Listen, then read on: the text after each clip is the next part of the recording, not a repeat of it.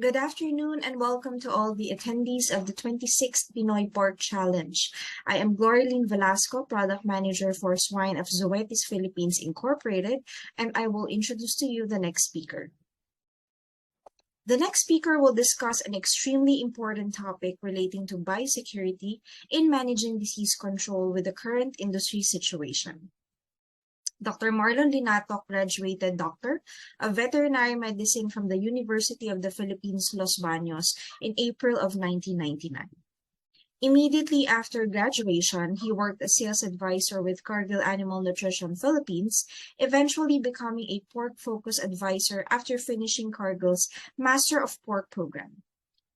Afterwards, Doc Marlon joined Pfizer Animal Health, initially as a field veterinarian, becoming technical services manager for the swine business unit after 3 years of service.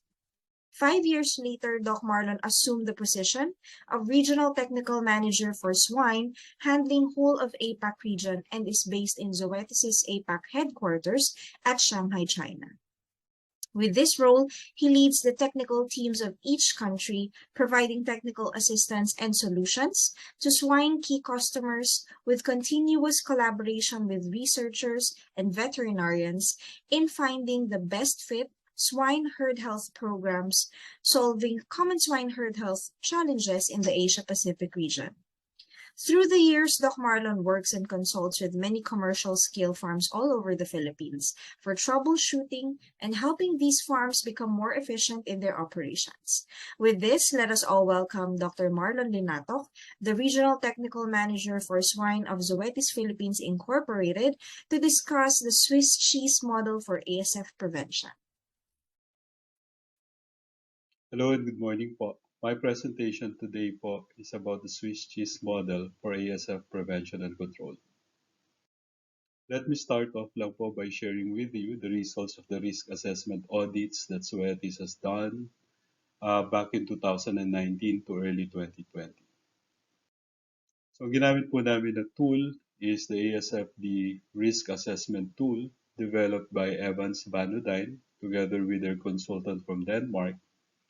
This risk assessment audit po involves asking questions to farmers on different areas of their operation that are related to how they are implementing yung biosecurity po within their farm.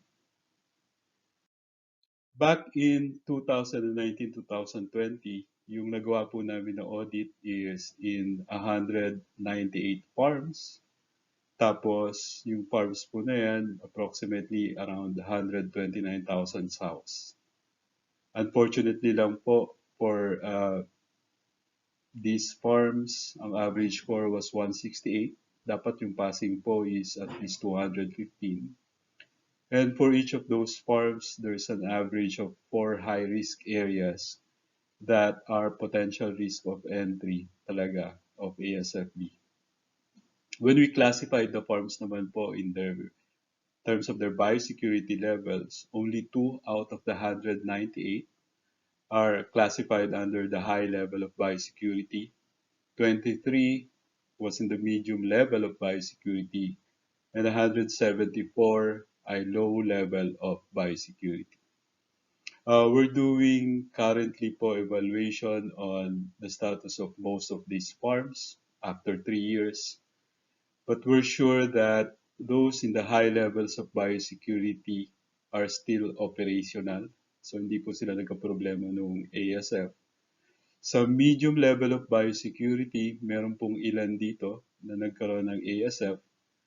But karamihan po ng nandun sa low level of biosecurity were challenged with ASF in the last 3 years.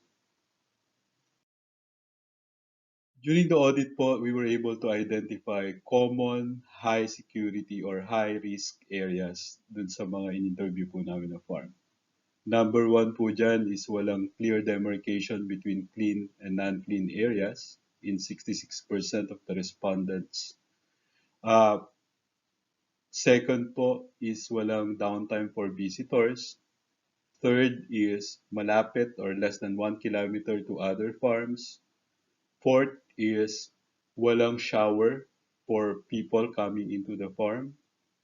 Fifth is storing old manure at the farm site, which is common naman po dito, but it's a risk po in Europe. So maybe hindi naman po ito masyadong applicable dito sa atin.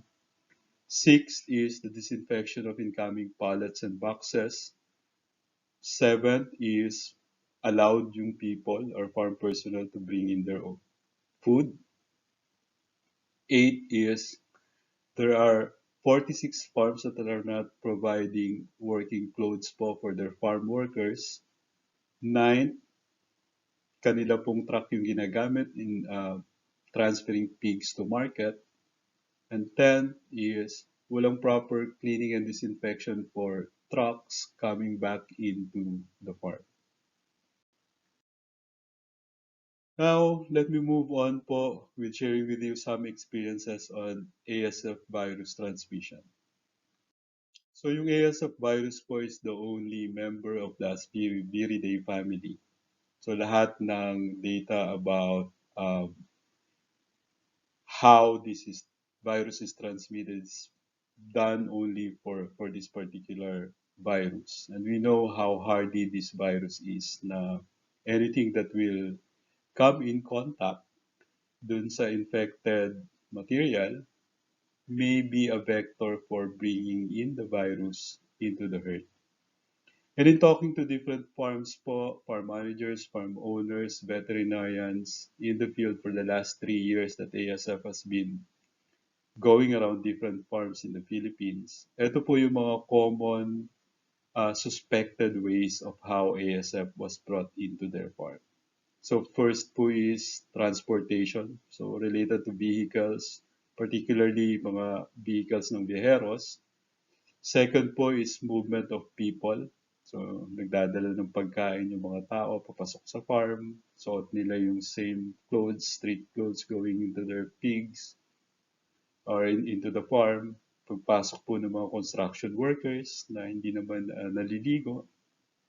Third po is through other animals like birds, rodents, and surprisingly what's common po that I have heard is yung mga cats daw po going into the farrowing area. Next po is yung movement of different materials such as feed bags or feeds in feed bags, tools and equipments, and some suspected construction materials naman din po. And last is potential po ng contaminated floodwaters going into the farm, crossing the gates, going to the pig areas. It's a potential way daw po na nakapasok yung ASF within their herd. So these are what our local farms really experience or are suspecting to be the route of entry of ASF into their farm. Now, the clinical outcome po or the manner of spread of ASF virus in different farms are varied din po. May mga iba nagsasabi, grabe, sabog ka agad in 2 weeks time. Meron iba naman parang mabagal yung ikot. But the clinical outcome po in a particular herd is different because of many factors such as how internal security is implemented and how the whole farm is designed. So yung layout ng farm, yung design ng mga facilities within the farm. So definitely pag maganda yung internal biosecurity, controlled yung transmission within the herd, pero pag pangit yung internal biosecurity and yung layout ng farm, mabilis talaga kumalat yung virus within the herd. Now let me introduce to you the Swiss cheese model. This was initially proposed by Dr. Reason from University of Manchester. Basically, ito po ay modeling of risk and risk mitigation strategies. So, in this modeling po, merong latent risk, which are hazards, which for our purpose po this morning is related to the different ways of how ASF goes into the farm. And also, yung individual slices of cheese po in this model are the different risk mitigation measures or control measures to prevent particular hazards or particular risk. Now, this model po assumes that no individual piece of control measure is 100% effective. But lining up several different control measures with each of those control measures with different weaknesses, when you line them up together, the control program will be more effective in reducing the risk from happening. So yun po yung Swiss cheese model. Back in 2020, when the pandemic happened, um, I read an article po explaining the different responsibilities that people need to do to prevent the transmission of COVID virus. Basically, this was presented by Dr. Ian McKay from University of Queensland in Australia. And ito po yung Swiss cheese model that he made to reduce the risk of COVID-19 virus from infecting people. Now, in 2021, I was invited to speak po in a conference, and I presented this idea on applying the principles of the Swiss cheese model on how an industry could prevent the risk of ASF virus affecting many farms in that particular locality. So included po dyan yung some government responsibilities and yung farm owner responsibilities. For today po, I will apply the Swiss cheese model on how to address issues po or yung risks that were identified in the audit po that we have done back in 2019 to 2020. So ito pong mga high biosecurity risks in the screen. So the first po na nabanggit ko kanina, the highest risk is majority of the farms don't have clear demarcation between their clean and dirty areas. Segregation po is the first fundamental principle of biosecurity. So kailangan merong different zones na identified within the area. Tapos ang principle po dito, anything that will cross from the dirty area to the cleaner zone, kailangan may some form of cleaning, may some form of disinfection. And in some farms that are implementing this well, they included yung walkways, yung alleyways between buildings in the clean zone. Para po movement can be a bit free within the pig areas. Second po is effective implementation ng shower for the staff. Included po dyan yung complete change of clothing and footwear. So dapat po hindi makapasok or hindi magamit yung street clothes doon sa loob po ng pig areas. And effectively, the shower design should be segregated din po. There should be a dirty area kung saan po iiwan yung sapatos and yung street clothes. Yung disinfection area po yung particular shower area. So after mo naman maligo, you'll step to the clean area of the shower. Doon na po nandun yung clean footwear for the use within the farm and clean clothing. Now, if the people going into the farm need to bring in personal stuff, kailangan po all those stuff will have to undergo some level of disinfection. Next po is, as we are preventing the people from bringing in yung virus, unfortunately, or it's a fact naman po that there are supplies that need to be brought into the farm, particularly yung feeds. For the feeds naman po, the risk of ingredients being contaminated can be addressed by in-feed mitigants. The risk naman po of feed bags to carry virus should be prevented by not allowing feed bags to go into the pig areas.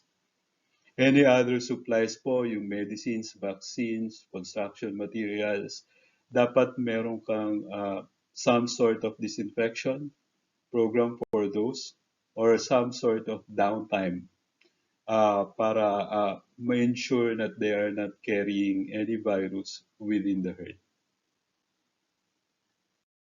Next po is sa vehicle control naman. and vehicle disinfection.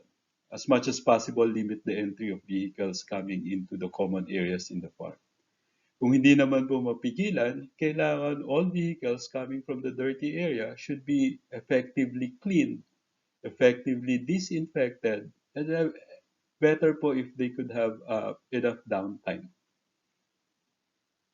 Best practice that I've seen po is merong internal truck dun sa loob ng farm that are used to transport supplies coming in to the farm. So hindi lumalabas po yung internal farm, so doesn't have risk na makontaminate ng ASF virus. Next po is designing yung selling area either away from the farm, or in some farms what we have done po is really cordon off the selling area and make it as part of the dirty zone. So daily naman po kasi nagbebenta yung mga farm.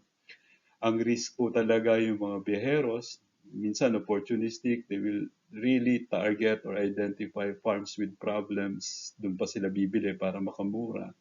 Tapos hindi naman sila effectively maglilinis ng mga truck nila. So they are potential carriers. So mas maganda po kung selling areas are away from the farm.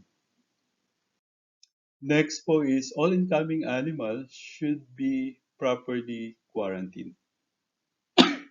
So dapat po there's a separate quarantine pens, separate from the rest of the buildings, and best practices po in some farms they do testing po ng ASF prior for the animals that will be delivered, and then testing again before entry dun sa production herd, especially if those gills and boars are coming from different farms or different sites.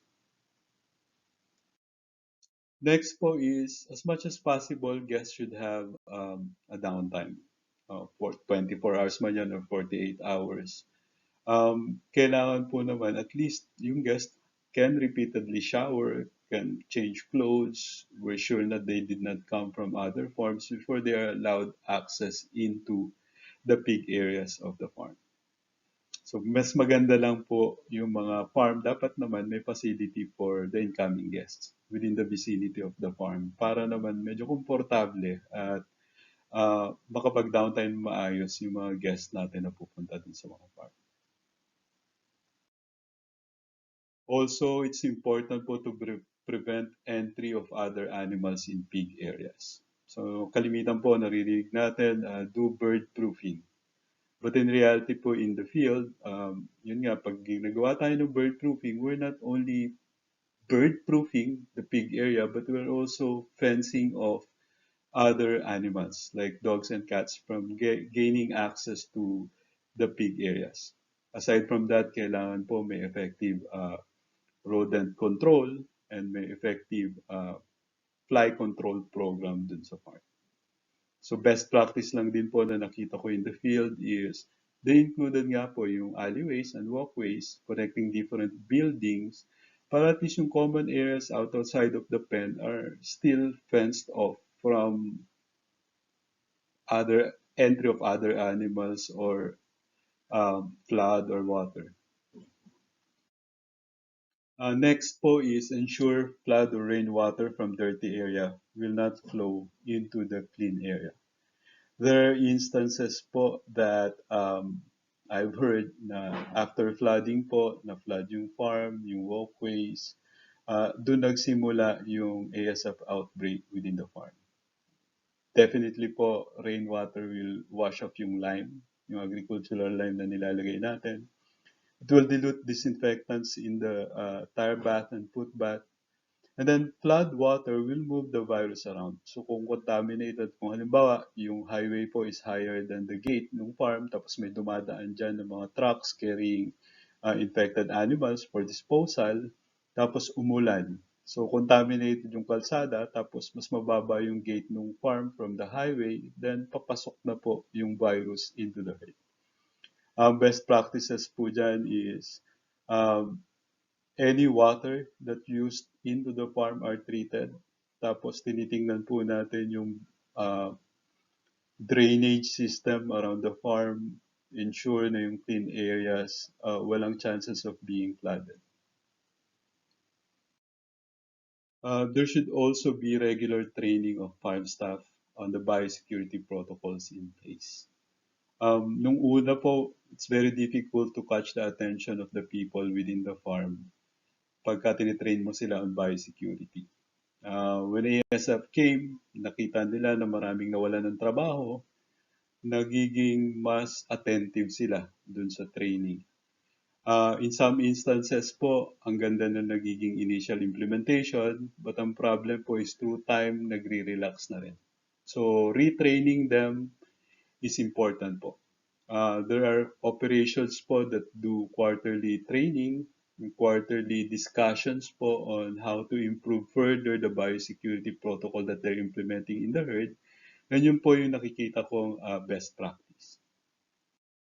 So looking at all these 10 different approaches po or risk management approaches and lining them up to the high risk areas, I think if farms are implementing these 10 factors po, we are covering up most, if not all, of the high risk identified by the audit that we have conducted.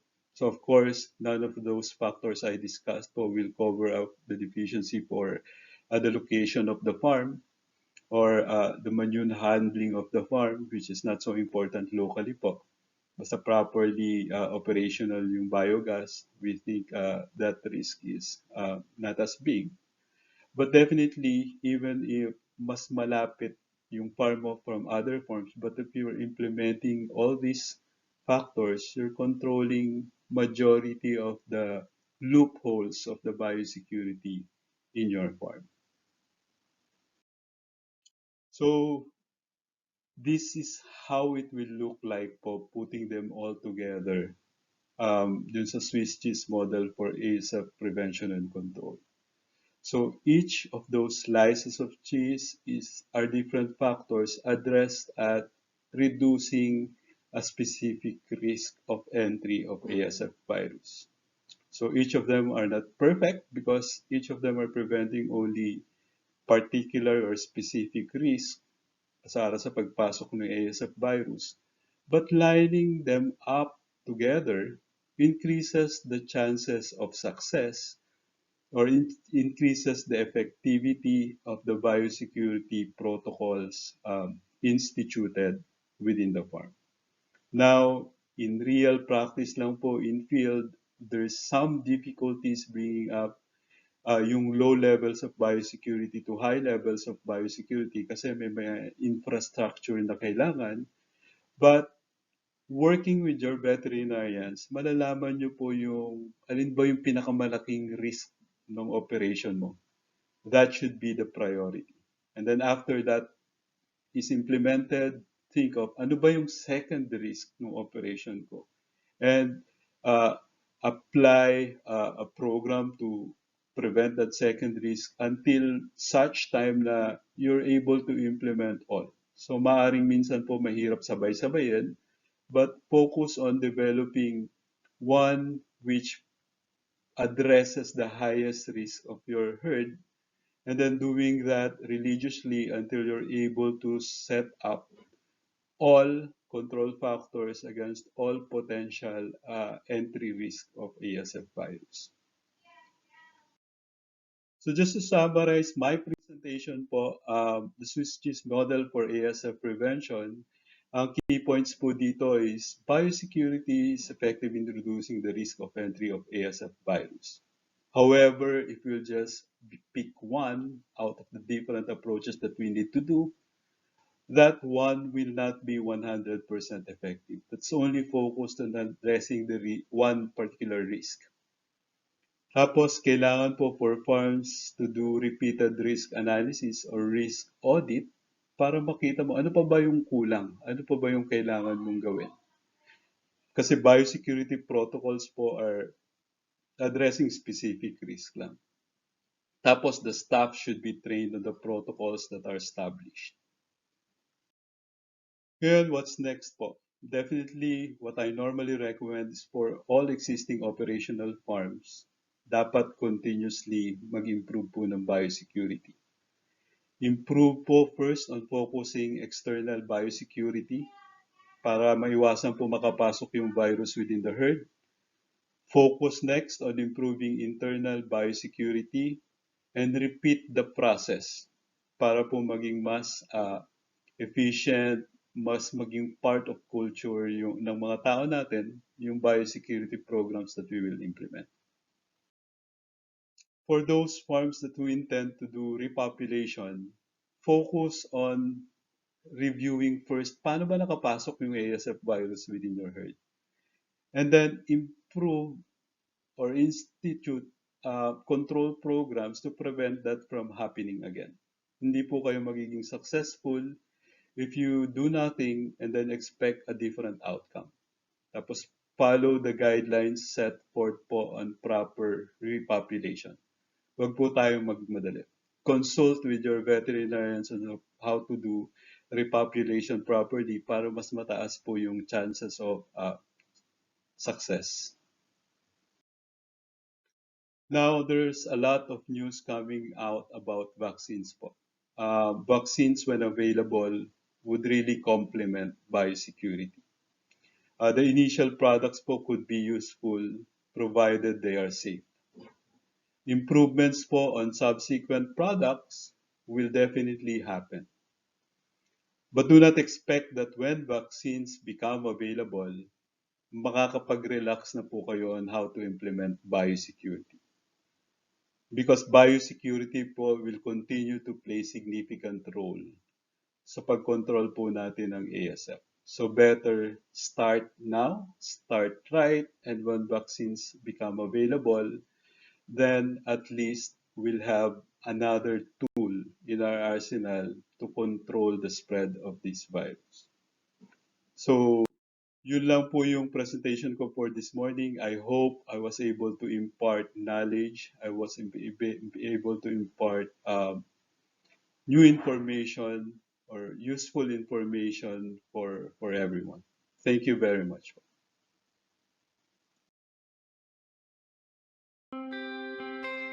For us, every day is about the animals and their caretakers.